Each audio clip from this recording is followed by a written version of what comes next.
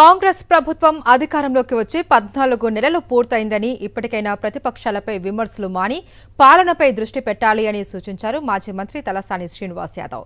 14 నెలల్లో 6 గ్యారెంటీలు 420 హామీలు ఇచ్చిన కాంగ్రెస్ ప్రభుత్వం ఏ ఒక్క గ్యారెంటీని పూర్తి స్థాయిలో అమలు చేయలేదు అని విమర్శించారు. 2014 జనాభా లెక్కల ప్రకారమే ముస్లింలు మినహాయించి 51% ఉన్న బీసీల సంఖ్య కాంగ్రెస్ ప్రభుత్వం చేసిన కుల గణన సర్వేలో ఎలా తగ్గింది అని ప్రశ్నించారు. కాంగ్రెస్ ప్రభుత్వం చేసిన కుల గణనపై ఏ ఒక్క కుల సంఘం సంతృప్తిగా లేదు అని ఇప్పటికైనా రాష్ట్ర ప్రభుత్వం తొండి మాటలు, కక్ష సాధింపు రాజకీయాలు, విమర్శలు పక్కన పెట్టి పాలనపై దృష్టి పెట్టాలి అని సూచించారు తలసాని శ్రీనివాస్ యాదవ్. కులగణన విషయంలో కూడా ఎవరు కూడా ఏ సంఘాలు కానీ బీసీ సంఘాలు ఎవరు కూడా హ్యాపీ లేరు. ఎందుకంటే అది జరిగింది ప్రాపర్గా జరగలేదు అనేది ప్రతి ఒక్కరు మాట్లాడుతున్నటువంటిది. మీరు ఏ టీవీ తీసినా ఏ పేపర్ తీసినా కానీ అన్ని సంఘాల వాళ్ళు అవేర్ అయి ఉన్నారు. ప్రధానంగా బీసీ సంఘాలు చైతన్యం కూడా బాగా పెరిగిపోయింది. అంటే జనాభా 3,70,00,000 చూపిస్తారు. దగ్గర దగ్గర 4,60,00,000 వరకు మన తెలంగాణ జనాభా ఉంది.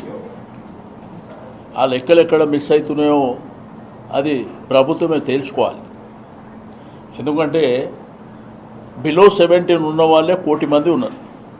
అంటే 0 to 6 కానీ 6 to 17 కానీ అంటే అఫీషియల్ లెక్కలు, అంటే గవర్నమెంట్ దగ్గర ఉన్న అఫీషియల్ రిపోర్ట్ ప్రకారమే ఓటర్ ఎన్రోల్ కానీ 17 సంవత్సరాల లోపు ఉన్న వాళ్ళే 1 కోటి మంది ఉన్నారు.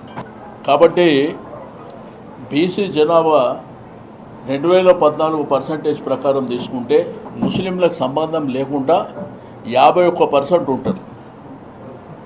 అది ఎప్పుడో 2014. ఇప్పుడు మనం 2025లో ఉన్నాం. ఈ లెక్కన పోతే ఇంకా 6-7% పెరుగుతుంది. అంటే రమారమి 57-58% ఎక్స్క్లూజివ్గా బీసీ జనాభా ఉంటుంది. గవర్నమెంట్ అన్ని తొండి మాటలు చెప్తుంది. నిన్న కూడా 56.33% బీసీ జనాభా, అది ముస్లింలను కలుపుకొని అని చెప్తుంది. కాబట్టి మీరు చేసేదేదో ప్రాపర్గా చేయండి.